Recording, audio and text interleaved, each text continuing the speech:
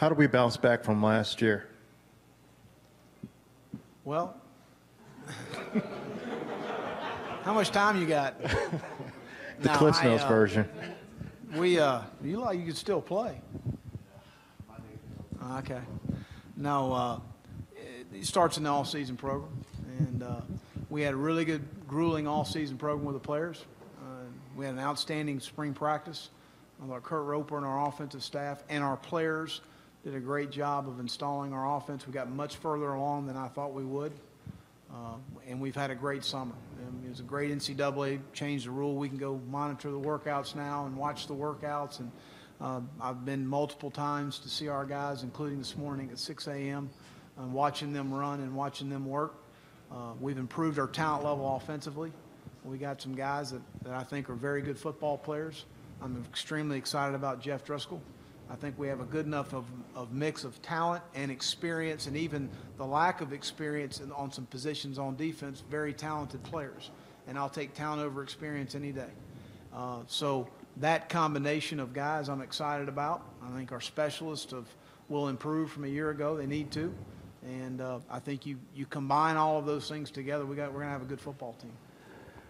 Well, you mentioned Jeff Driscoll and this new offense. You know, what specifically has he done that has impressed you this spring to pick up, you know, what Kurt Roper's been teaching, and what does the future look like for him in this offense? Well, I think you go back and look at a progression of Jeff's career.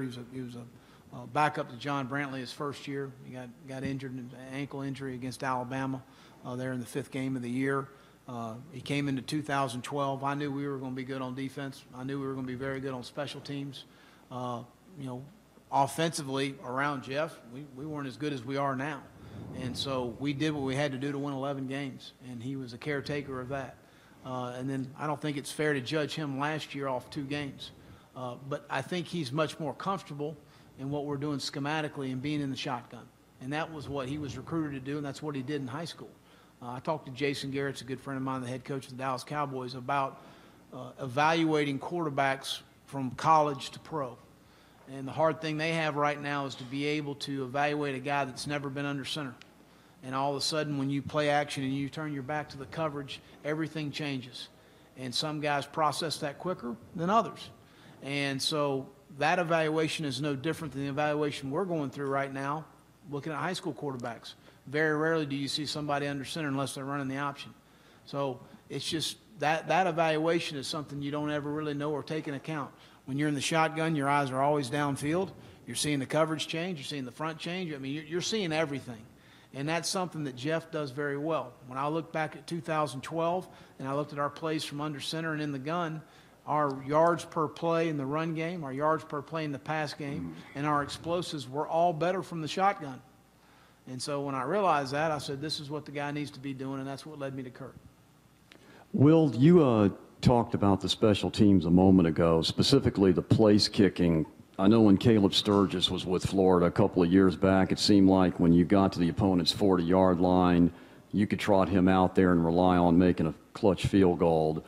Where do you think these place kickers are right now? If you're at the end of a game, where's your confidence level? What's their distance you think they can make regularly? Well, you know, generally with Caleb, depending on weather, our yard line marker for sure was the 35.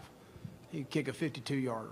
Now, I agree with you. When he got to the 40, I felt pretty good, and I know he felt great about it. Right now, I would feel comfortable with Austin from the 30 in. So that would be, you know, what I would say a 48-yarder, 47-yard field goal where he's going to be accurate. But you know, hopefully he'll be able to extend that. He's got the leg to extend that when we start fall camp. Coach, what's really just been the constant message to your team as you try to bounce back from last season, and especially playing in a conference that's as high pressured as the SEC is? You know, the big thing I told our players starting all season, just shut up and play. You know, we need to go have a great all-season program. We need to go have a really good spring ball. We need to have a really good off-season in the summer and take them all one day at a time, win each day. We're going to have good enough players and a good enough staff to have a very good football team next year. But let's just focus on the task at hand, and that's each day of improving ourselves, and that's what our players have done for the most part.